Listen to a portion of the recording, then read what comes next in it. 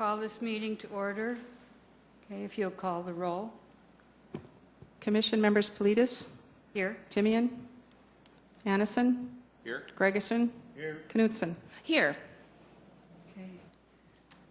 Okay, welcome to those of you who are out there. Going on with the agenda, first off, approval of the minutes from September 20th, 2012. Any additions or corrections?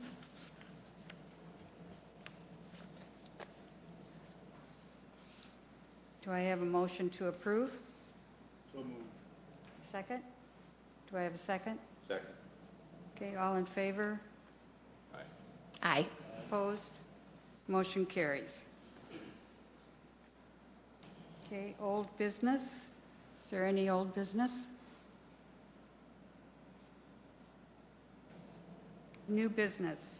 A, ground rules for commission votes, majority versus supermajority. Dave, could you review that for us, please? There we go. Yeah, thank you, Madam Chair. Just briefly, I think we had always had the rule that if this body's going to place anything on the ballot, that it would only be by a super majority vote, which would be at least 4 of the 5 of you. And we just put this on the agenda to just remind the public that certainly anything we're discussing now is just discussion purposes, and that if something keeps going on the agenda for a while, it doesn't mean it would get onto the ballot. It's only once you're going to wind up probably the end of the year, beginning of January, where you'd have to have those supermajority votes to actually place some items on the ballot for April of 14. So just a friendly reminder. I think it's a good rule that you have a supermajority to put anything on the ballot, and I'd encourage you to continue that rule. Any questions on that? Any questions from the audience? Okay. Go on. B, potential proposals from citizens. Is there any public input?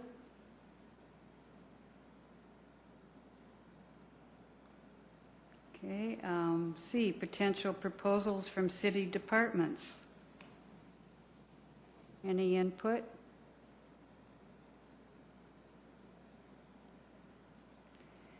Okay, potential proposals from the City Council.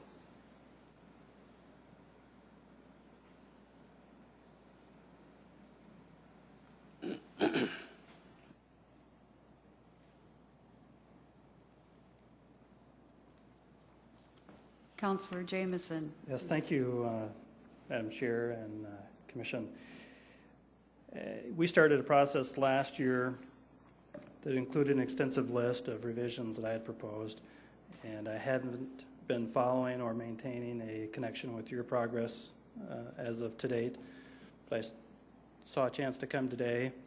So I didn't know what your provisions were or procedures were for considering some of the old proposals I had done last year. Have you tabled them? Have you wanted to start over? Did you want to look at those as you've already have? I don't want to reiterate or start over with anything, but I need to get caught up probably with where you're at.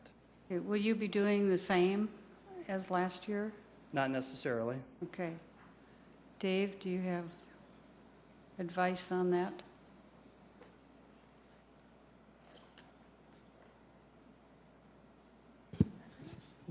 We do have what Councilor Jameson had proposed back in 2011, I believe December 29th of 11. Certainly it's something you could place on the agenda again as items for consideration, because you have at least 3 more meetings this year. So That's all I was looking for, to make sure that either they were on your consideration, or that you would be, or if you are not, that I could perhaps start over. But if they are going to be considered, that's all I would ask. Okay. Any comments on that, or any thoughts?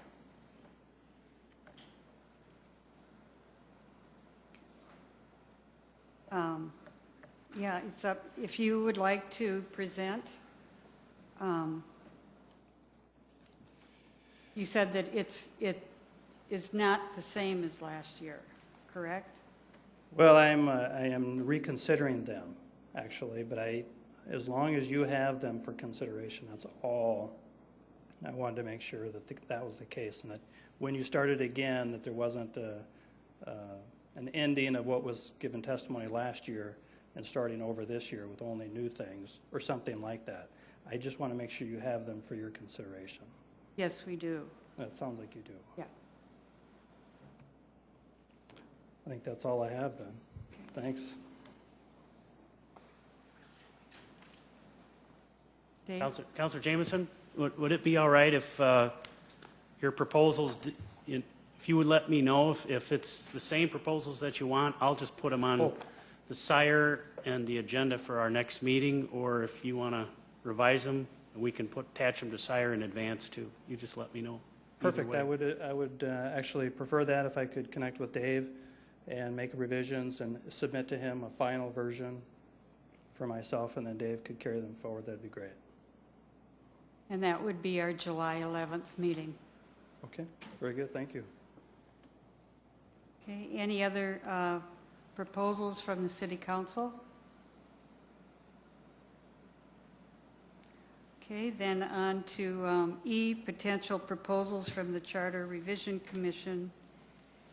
And thank you, Dave, for this chart.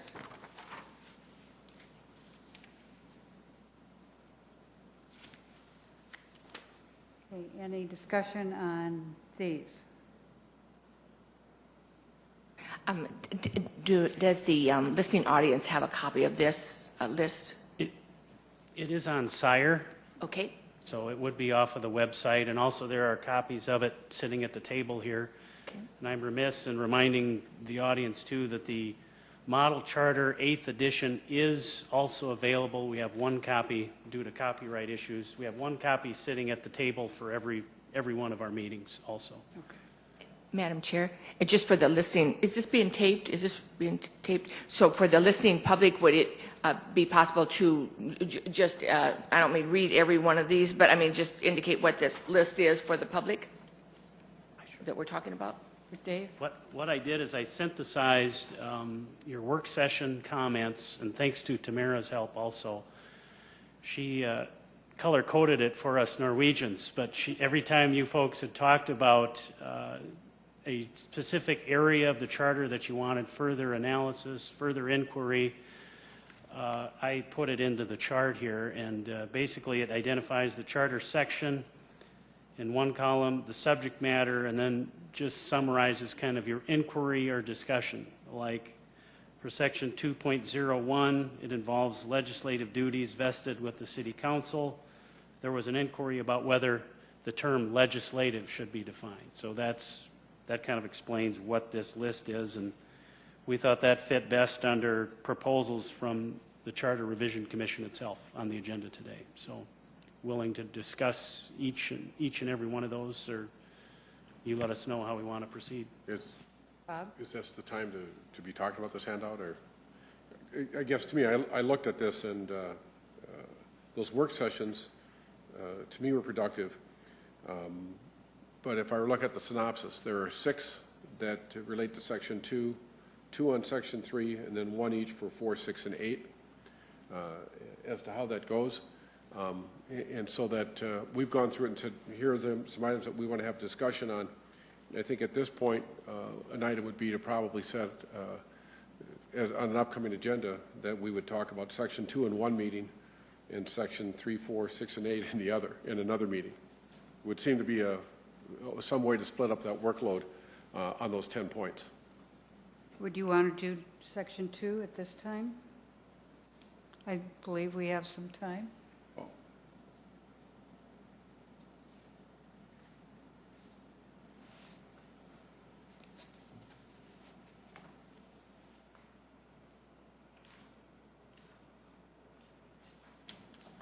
That sound reasonable? Makes sense to me.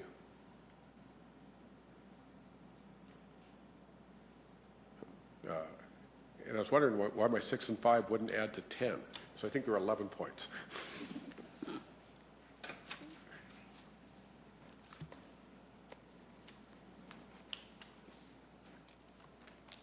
Okay, did you want to go through each one of these at a time?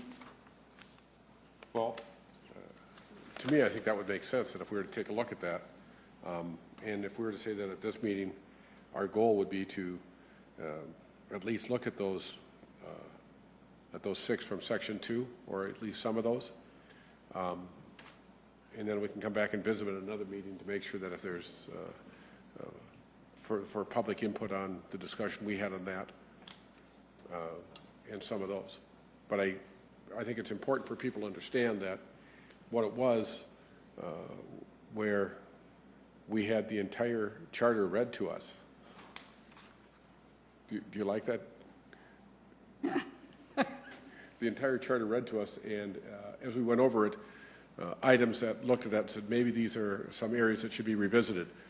Doesn't necessarily mean that there would be a change, but we thought there was an area that at least warranted discussion on those. Would that be a fair synopsis with everyone? Mm-hmm.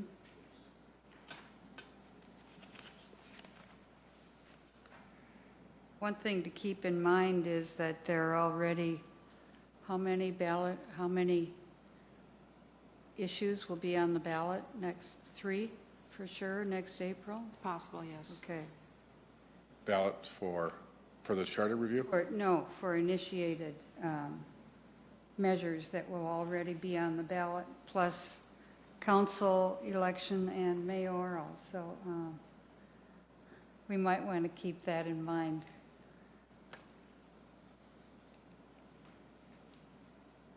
When coming up with issues to be on the ballot.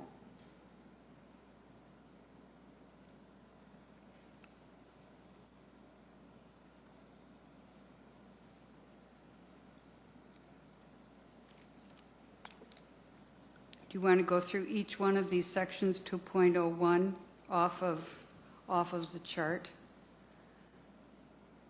Does that sound? That would seem to make sense. Have it read and then any discussion? Dave, would you like to do the reading? Sure. On the first one, Charter Section 2.01, the issue was, for inquiry was, should legislative duties be defined within the charter? And where that comes up is it's defining the city council, and I'll just read it. It's only a couple sentences. All powers of the city shall be vested in the city council, except as otherwise provided by law or this charter, and the council shall provide for the exercise thereof and for the performance of all duties and obligations imposed on the city by law. The council shall act as a part-time, policy-making and legislative body, avoiding management and administrative issues, period. So I think where the inquiry from the group was, should the term legislative in that be defined further? That was, I can't remember which one or two of you had talked about we need to look at that further. Madam Chair? Dee? I guess I can't remember exactly all the discussion on that topic, but it seems to me, City Attorney, from what you just read to us, I mean, you talk about, legislative, and you talk about law, and I guess I think that, I guess I wonder why we would need to say more than that, so I must be missing something. I don't remember our discussion on this, but that seems quite plain to me, quite obvious that we know from policy making, law, legislative. It seems like that is what legislative means, and so I can't remember what we talked about there. Like, why would we? Part of it was because it had to do with last year, or what, 1.5 years ago, with the definition of legislative. And I think the other item is that it was early on in our process, and we were, at that time, we probably had the bar fairly low as far as identifying things for discussion. But as I look at the summary of the discussion that was there, that there is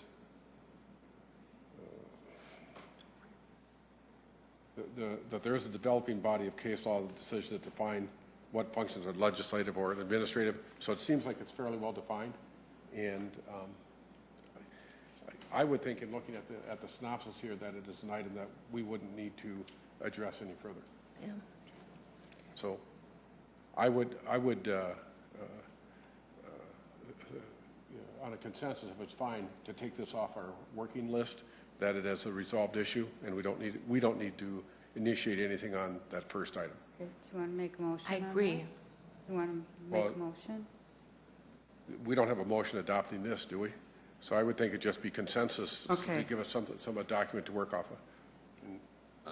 Okay, agreed, Is there okay. is there anybody who would disagree with that? So it's a unanimous. Okay. So 201 can be stricken from that list. Okay, What we may want to do on that one is consider dating on the upper right-hand corner, that if we want to call this the 5.8 version, and then we can come up with a 5.10 version, so just understand as we're going along and updating this document as to what version it is, and we can drop some things off. So the 5.8 being the day before the meeting and the 5.10 being the day after. That might make sense just as you look at that as to how it goes. okay. Next section. There's comment? He's going to have to. What we did is we just took on our work list of 11 items, we just struck item 1, and we took that off our work list. Okay. Could I make a comment on that? Yes, go, Counselor. Okay, thank you. It seems to me that and this may be something stupid, but I'll just say it. When you say all powers of the city shall be vested in the city council, and there is except, of course, as provided by the charter, so that gives basically the main power, if you will, in the charter to the city council, except those things that are listed specifically for someone else. Am I right, Dave? Isn't that what Right. it basically says? That's what it says. Then you've got the last sentence saying, the council shall act as a part-time policymaking and legislative body. And then it says, but you're supposed to avoid management and administrative duties or whatever. Somehow that doesn't fit, does it? Because if we've got ultimate responsibility, which is what the first sentence says, why? I understand we're supposed to avoid that or whatever, but it doesn't say we're not supposed to do anything with it if we have to. See how it kind of rubs? And I don't know how to avoid that conflict, but there's got to be some way, it just doesn't seem to be the right way to go about it there. The wording isn't right. Go ahead. I would see it very similar with the school board. The school board sets policy. It does not administer. It doesn't manage. And that is really, as you look around, at times when school boards have experienced difficulty, it's when the part-time people want to come in and administer and manage rather than set policy. And so I think, to me, that was fairly clear that it's a part-time, and one of the items that perhaps at some point we need to get addressed is that, is it still a part-time council or is it full-time? Because it seems that is a continuous, the strand of the people that are working 35, 40 hours a week on the council, and is it really a part-time position or is it a full-time position? And so I think if we go with that one and say, no, this is developed into a full-time position and they shouldn't be employed elsewhere, then we need to take a look at that one. But if it's part-time, then it is setting policy and it's avoiding management administration. Okay. And So I in guess other words, I'm a former school board member. Yeah. And as I went through that, understood that very well, that we could set policy, but we were you're not to be in the trenches administering it, but you made sure that the people who were supposed to be doing it were doing it. When that you they were set following policy. that they're setting policy. Yeah. Yes. Okay. Is that the way you would understand that too, Dave? Yes. Okay, okay. Just question. Okay, thank you. Yeah, I guess, Councilor Ruffing, I'm probably saying the same thing as Mr. Timian, is that, yeah, to me, the important words there in that phrasing are, setting policy versus executing policy, and I think always with school board members or city councilors or legislators, there'll always be elected officials for different reasons. Will spend more time at a job than others, and so that part is, I think, probably just goes without saying. But to me, the emphasis here is that the city council should set policy, which of course you do and we did. Yeah, understand. I guess I just needed a little clarification on that. It just, when it said that all powers of the city shall be vested in the city council. And that is confusing, I can understand that. Right, right. So I. Yeah, maybe. But it does say all powers except. Except. Yeah. Those provided for the, right. That is different By law than or the saying, that is charter. different than saying all powers, period. Period, right. Understand. Thank you. Historical perspective is the first part where it says all powers except, that's model charter language. The last sentence about acting as part-time policy-making legislative body, that's unique to Sioux Falls. So that was the wrinkle that Sioux Falls added in. Madam Chair. Dee? I suppose, and Councilor Rolfing, on something like that as a former English teacher, I suppose it would have just been clearer if the model charter had been written, all legislative power, is invested in city council, because all legislative power is invested in city council, but you follow what I'm saying? But I know that's. Okay. Any more on 201? Okay, section 202. Dave? 202 talks about when the terms of office begin, and I think we were talking about changing the terms so that councilor terms start on the third meeting of the month of May rather than a specific day. It says Monday right now, and we've changed our meeting date to Tuesday, and we need to do that also with the mayor term of office in Article 3. That's a pretty simple change. I don't have anything drafted today for you, but I'll try and run it by. If the group still wants to have that done and have a proposal in writing in hand, I'll certainly meet with the city clerk by our July meeting, and we'll have something concrete on paper for you.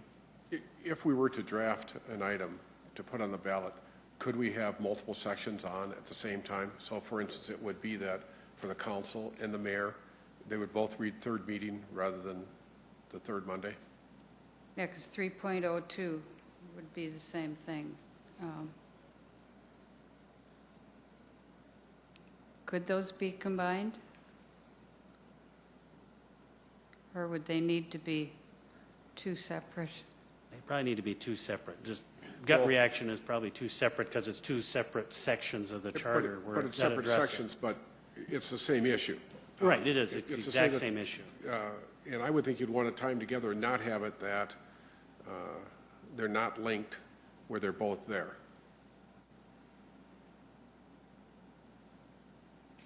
So that's an item that we can discuss coming up, because we don't have to have the ballots ready this week, right? So I think we may have just addressed 302 as well. Yeah. Jumping ahead to the. So I would think that as we're looking at this one, how does everyone else feel? Is this an item that we would consider for to put forth? From our discussions, that these came up as important. So I would think that as we're looking at a list, that 202 and 302 could move into one saying, consider drafting a ballot issue. Any other comments? I guess what I'd like to do is I'd like to have our motion is once we have the ballot, Okay. that we could vote on the ballot issue itself. Okay, do you want a consensus on keeping this in the mix? Yeah, we don't need to vote on anything. Right. Just a consensus that we'll have a draft for you folks to look at Yes, in July. for 202 and 302. Yep. Yeah. Couldn't you make it one? Couldn't That's, you yeah, eliminate I'm hoping, all? I'm hoping it's going to be, I'm hoping that it can be one, but I'm not an attorney. Let's make it one. One. You eliminate one of them?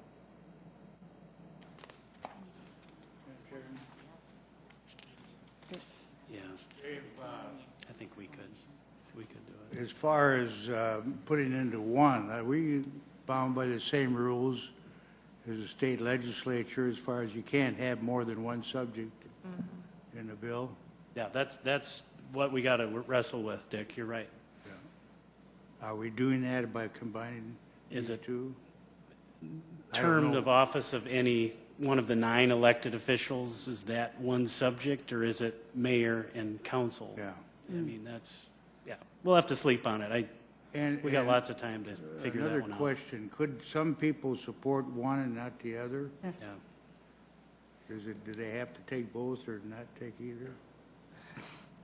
But we could I would think we could combine them if we were to strike both of those and put in a new section that anyone elected to the mayor or council would take place the 3rd meeting of the month. I'll do what I can to make it that way. Okay, but I think if there are some ways that we could structure that, Yeah. would make sense, because you wouldn't want to have it. I thought there was another issue we were talking about last time, that you wouldn't do the repeal on one ballot and the replacement on another, or you'd end up with, you could end up with the repeal winning and the replacement getting defeated, and you wouldn't have anything, you wouldn't have that subject addressed. Dee? You know, I realize, I realize this is the process we have to follow as Charter Revision Commission members, but, you know, you just think from a practical standpoint, the truth of the matter is the council is meeting on a different day right now. This all, you know, this discussion is all really kind of moot because they are meeting, you know, on Tuesday regardless of this in the world, you know, the sun is rising every morning and everything. So I'm just saying, you know, even if we have to do it, you know, two different, have to do it separately, but we even have one ballot definition or whatever. The truth of the matter is, however it comes out on the ballot, if we end up placing it on the ballot, does it really matter? Because, the council is meeting on a different day. I'm just saying, so it just gets to be kind of an exercise in government or something.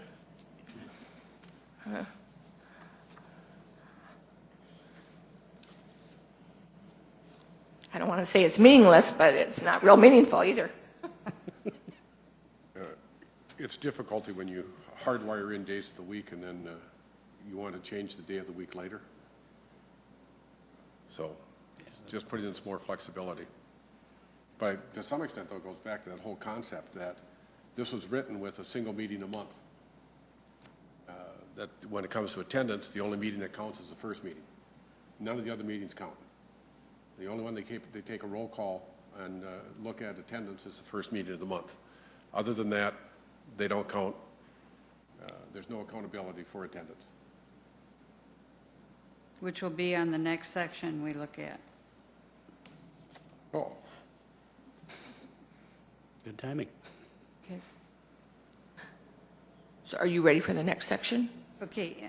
So for 202 and 302, Dave's going to look at a draft on those. And with the possibility of combining, okay, section 206. Any comments from the audience?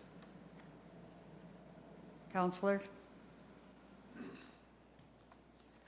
Thank you, Rex Rolfing, Counselor at Large.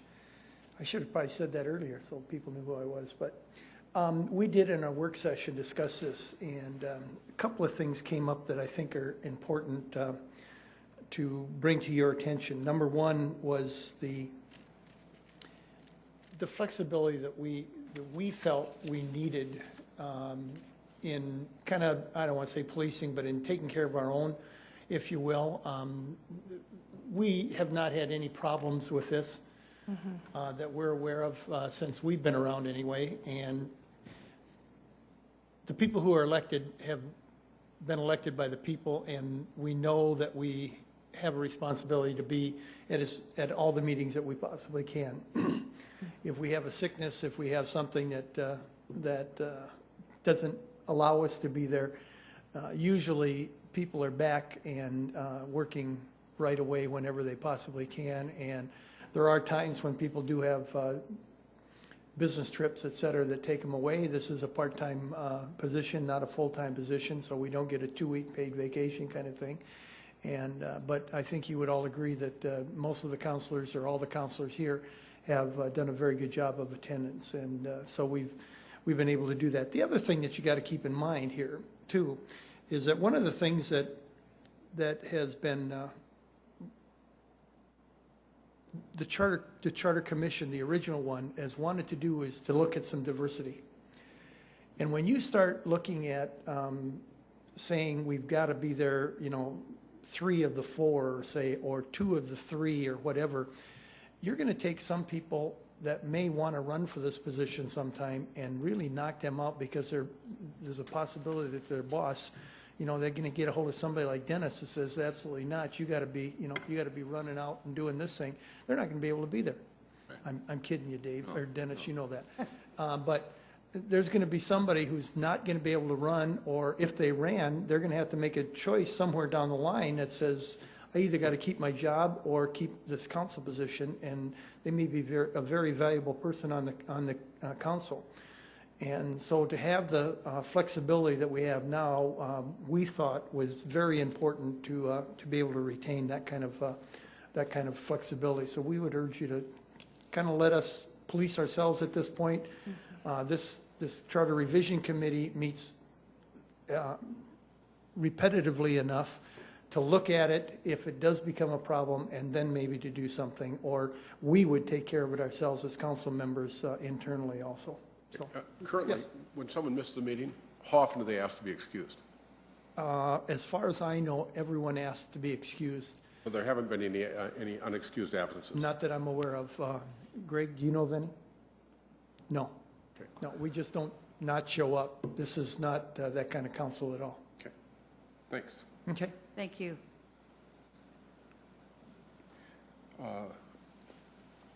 I would look at that one with the explanation that was given, and with the language, without being excused by the council, and there has yet to be an unexcused absence, that it would not be all that productive to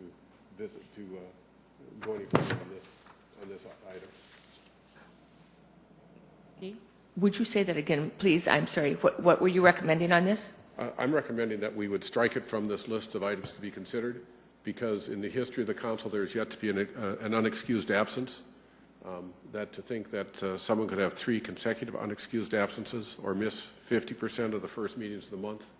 I totally agree with you, and I totally agree with every single word that Councilor Rolfing said on this topic. I mean, even if a councilor, again, it's part-time, and any more counselors can watch meetings from the computer. They do all this work behind the scenes. I totally agree with Councilor Rolfing on this. I'd strike it immediately. Okay. Is there a consensus? Any more comments? Is there a consensus that this be struck out? It would be fine with me. Madam Chair, I'd agree Okay. with Okay. the comments. That will be taken off. Okay, section 207. Council is judge of qualifications for holding office. This involved I'll read the first and second sentence to put it in context, but section 207, judge of qualifications. Thank you. City Council shall be the judge of the election and qualifications of its members and of the grounds for forfeiture of their office. Here's the sentence where someone wanted it more inquiry by the commission here again. The council shall have the power to set additional standards of conduct for its members beyond those specified in the charter and may provide for such penalties as it deems appropriate, including forfeiture of office. And there was in the discussion notes, and I can't recall any specifics being mentioned other than we should look at that second sentence again. It may have been related to the last topic, but I'm not sure. It was from you, Bob, so I'm not sure if it was related to that. Again, this was in our first hour or so of going through this process and not knowing where we're going to be, I would be fine with removing 207 from the list as well. Yes. Any other comments on this? From the audience, any comments?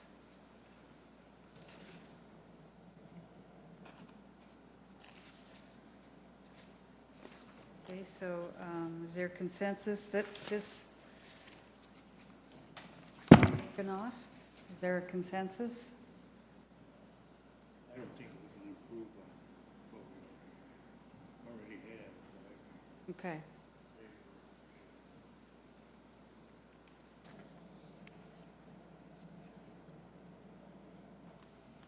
Okay, and then section 2.11. This involved on procedure on subpart C on voting. There's a phrase about 5 members of the council shall constitute a quorum, but a smaller number may adjourn from time to time and may compel the attendance of absent members in the manner and subject to the penalties prescribed by the rules of the council. There was wanting to know if we should maybe change that.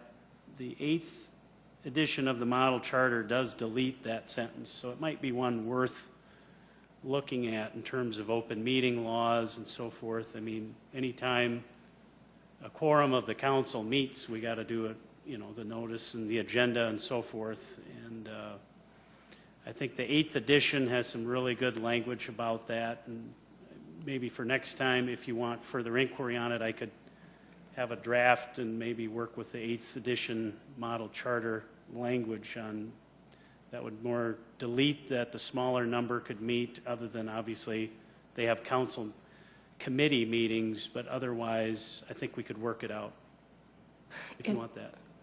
Madam Chair? Dee? And City Attorney, help me. Why would we need to get into that at all? I mean, like for a regular meeting, you have to, you have a quorum, and committees don't, committee members don't officially vote. I mean, I'm just saying, why would we get into that area at all? What am I missing? It seems. I think one of you wanted it reviewed. I can't remember. Okay. Would that be because a smaller number may adjourn, but they can compel the attendance of other members, absent members? But, I mean, you can't compel, I mean, how can you make someone be there if they're not there? I mean, I don't know, I must be missing, I don't know, it doesn't make any sense to me. What am I? But, I guess, Dee, to me, it seemed that if we could take a look at what the 8th edition model language was for this section and see if that helped clarify anything, would be helpful. Okay. And so I think just if we could have that, take a look at it for the next time. Yeah, I apologize. I had a Norwegian moment again. It does still have that exact phrase in the 8th edition. I'm sorry. Oh. I misspoke. So it is still in there. And what does it pertain to from a practical standpoint? I mean, like, a smaller number of councilors may adjourn from time to time. The attendance of, I mean, compel the attendance of absent members. I mean, how do you compel someone? What's the substance of this? It doesn't make sense. I mean, it seems crazy. I've seen that with other legislative bodies where they have the ability to compel attendance by absent members, and I think that's what it's getting to. Where If Madam Chair, if anything, I would think, from my opinion, what I know about meeting laws, that this would allow a couple counselors to get together and go have a meeting and say 2 other ones or 3 other ones couldn't come and have, no? I don't think so. Because the way I read it, it's a smaller number of counselors may adjourn from time to time and be compelled from time to time and compel the attendance of absent members. So it's saying they could go have their own meeting on their own if other people couldn't be there. It didn't say they could convene. It said they could adjourn. Yeah, could I? I'll have to read, I think the commentary, I think, explains it. Most states have open meeting laws which specify the circumstances when closed or executive sessions may be held. Such meetings are sometimes necessary for effective council functioning. This charter and state law contain ample safeguards to assure open meetings. All council actions require majority vote, except actions to adjourn, to compel attendance of members in the absence of a quorum, and to appoint additional members if the membership falls below a majority of the total authorized membership as provided in another section. So I think that's what it's referring to, is what if we have suddenly 4 councilors that have to resign for some odd reason all around the same time? We've all been in offices where people do that. You never know. Maybe it could happen to the council. I think maybe that's why that safeguard is there, that they could then appoint, go through the process, getting new members, compel their attendance to get back to a quorum. They can't take any action without a quorum. Dick? Well, I think, the legislature has the call of the House. That's what this is. And at times it's used. And it's been used several times in Pierre. And you need to have that power, because if not, a minority can halt all the legislative process. So I don't know, are we talking about striking this, or? I would be opposed to that. Okay, Dee?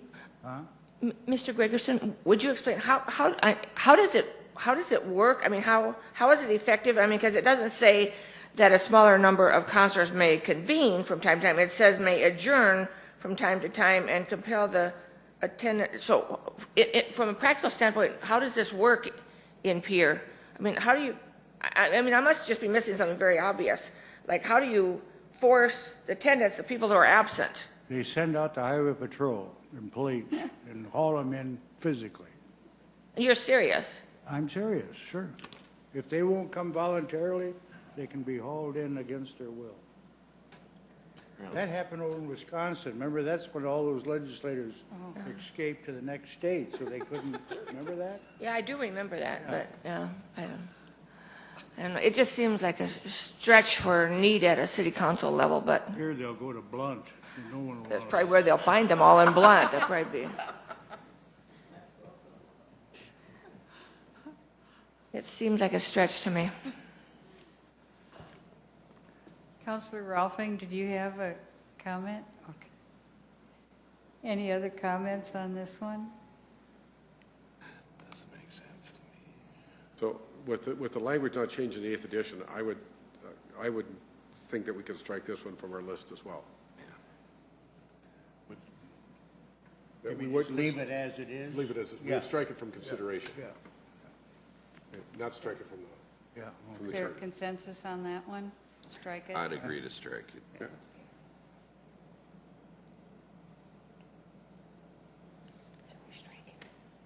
Okay, and then section 2.14. I think that was just a housekeeping one where we had even talked about it before the last ballot, where this says in following state law that we update our city code of ordinances every 20 years, and it just references 1972, 1992. And if we have enough items on the ballot, I don't have enough fingers to count it, but I think it's 2012 that we just do that. But I would recommend just keeping this in your back pocket. If we don't have much else, we could have 1 or 2 of these housekeeping type items on the ballot. Otherwise, it's really not necessary.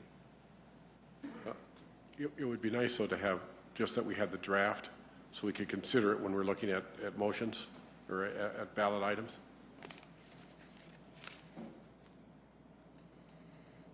Any comments?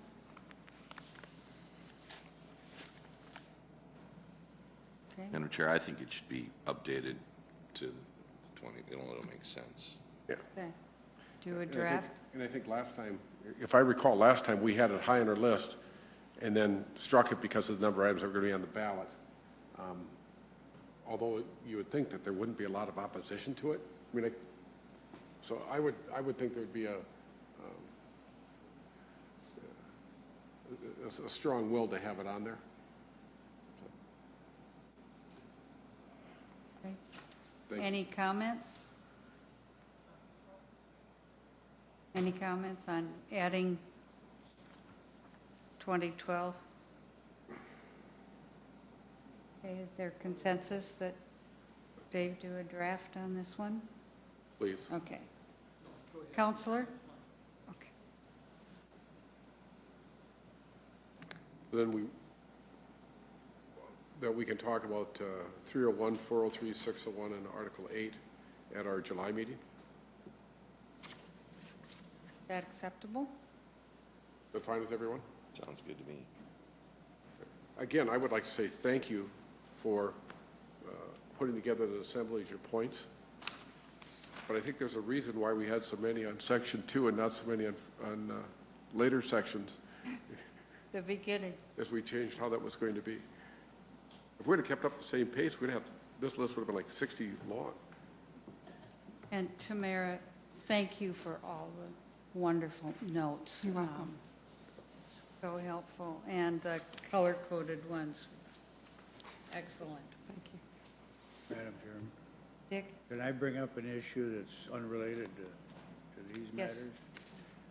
You know, there's been a lot of talk lately, and in the Argus and in the legislature, about conflicts of interest. I can't remember, did we discuss that at all? And what is the policy of the council on if there's a conflict, can they abstain or so forth? Do we have any rules on that? Yes, we do. Did we go over those? Yeah, that's in Part 7. Hold on. Parts?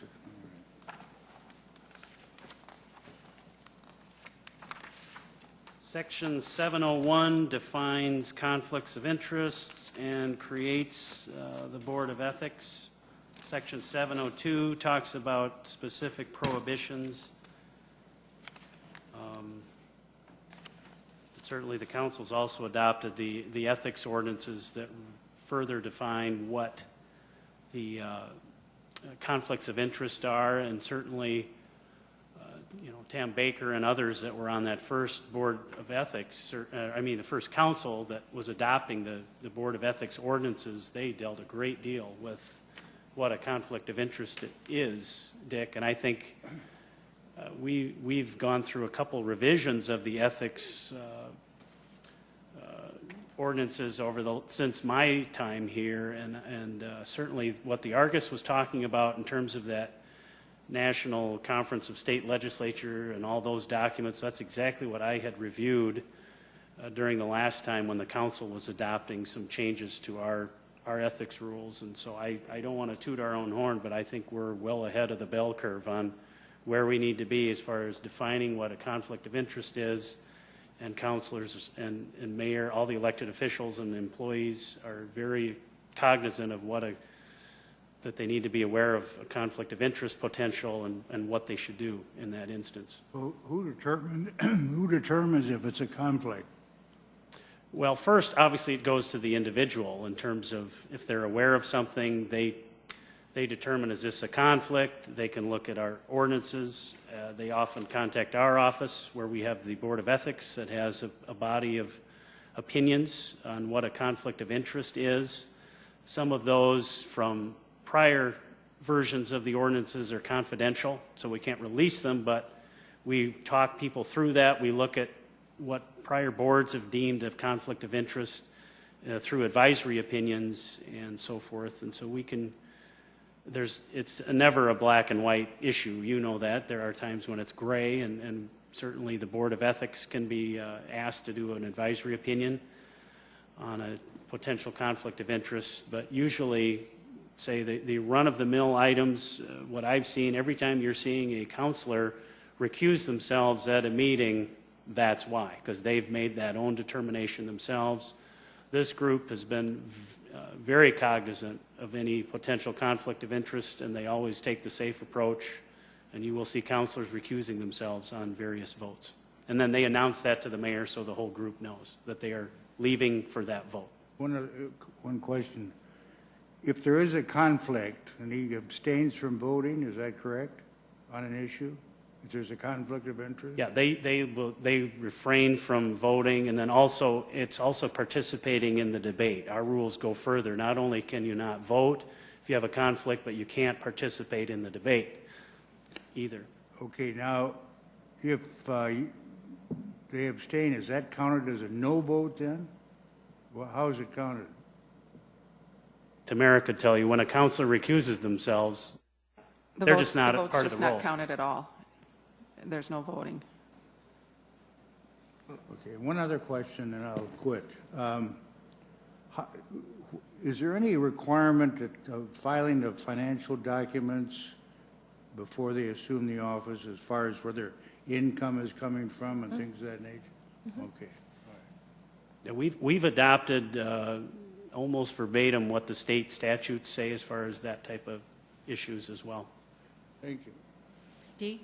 Yeah, I think it's a very good requirement that when we are candidates, that right away we file a financial statement of whatever our investments are or interest in. The entire 8 years I was on the city council, and I'm sure it's no different now, is that that the conflict of interest was really defined, I believe, as financial. I mean, if I were to gain in any way financially, even 5 cents on an issue, I should not be voting, and I should let the mayor and my colleagues know immediately and leave the room for the discussion and the vote. And that was, I just think the group I worked with were very good about that, and I'm sure the current council is just as thorough on that issue. Any other comments? Okay, our next meeting is scheduled for July 11th at 3:30. A question on that is that I realize that, I mean, I have the dates written down, so I very much know that July 11th is our next meeting, and I was wondering if there was any chance that we were far enough ahead in our deliberation that we could skip a summer meeting. But the reason I'm really saying that is I have now a family wedding in the Black Hills around that time. And I am planning to be in the Black Hills. And yet I feel bad because I missed the last meeting, but I, of course, did not know about the family wedding at the time we set July dates. So anyway, I'm just saying, do we have so much work to do that we really do need to meet in the summer? And if we do, I'll either go later to the wedding or I will wish you well while I'm gone. When is the scheduled meeting after July 11th? After July 11th? September 12th. Yeah, and November 14th, those are, again, by my question, I sure do not care if you meet on July 11th and I have it on my calendar, but do we have to meet this summer? I would tend to agree with Dee. I think with the amount of stuff, I don't think we'd have to meet in, this, by the way, it looks to me. I don't would think think that we'd have to meet in September July. should do it. So we could skip the July meeting. Is that going to be a problem? Do I need to vote on that, or? I would move that we not meet in July and that our next meeting be September 12th. Okay, is there a second? Second. Okay, all in favor? Aye. Aye. Opposed? Motion carries. Is that September 12th is the next meeting then? Yes. Yes. And then November 14th is our, September 12th. September 12th, November 14th. Thank you. Okay. Okay, can I have a motion to adjourn? I so move Knutson. Second, is there a second? Second. All in favor? Aye. Motion carries. Meeting is adjourned.